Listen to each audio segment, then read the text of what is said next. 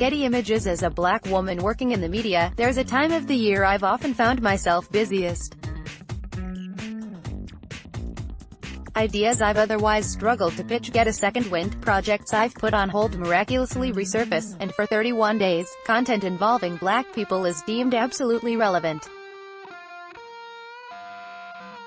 Black History Month, the month in which my workload doubles, is like Christmas before it's business as usual in a predominantly white industry.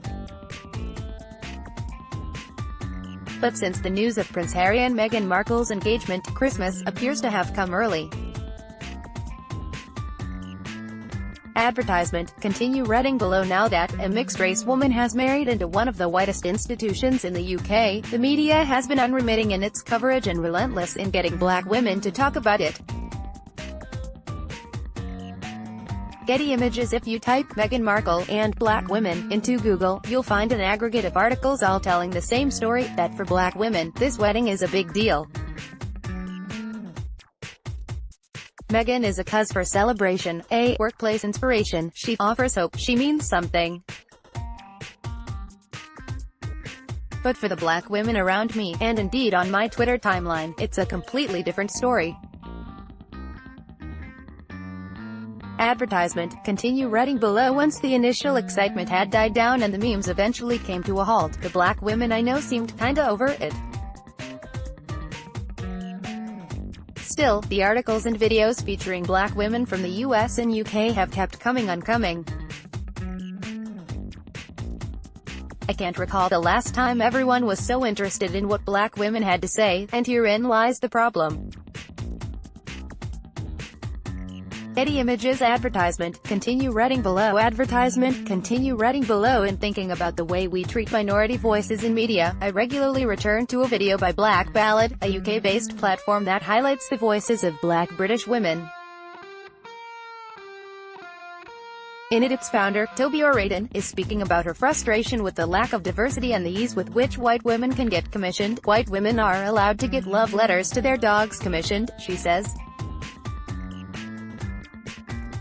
I have to write a piece about how my race affects the way I get up in the morning to get commissioned. Her point is one that reverberates in my mind as I'm inundated with requests to participate in what feels like a forced conversation. Why can't black women simply talk about how much they like weddings? Why are we only ever regarded as necessary to a discussion when we're being called on to racialize our every move or be the voice of an entire group? Advertisement, continue reading below. It's no doubt that this royal wedding is going to be the blackest one yet. Meghan's mum has dreadlocks like my own mother, and that of course excites me.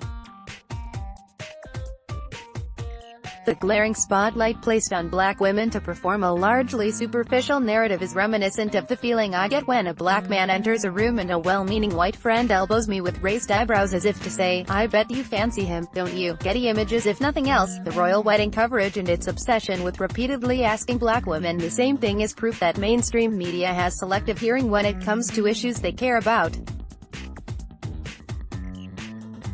When the wedding is over and the bunting comes down, will black women's voices be sought after with the same energy, or will we have to wait until the next Black History Month to get a look in? Earlier this week, a friend of mine, who's also a black woman working in media, posted a screenshot of yet another request she'd received to comment on Meghan Markle. It was the 7th one she'd gotten since the lead-up to the wedding began.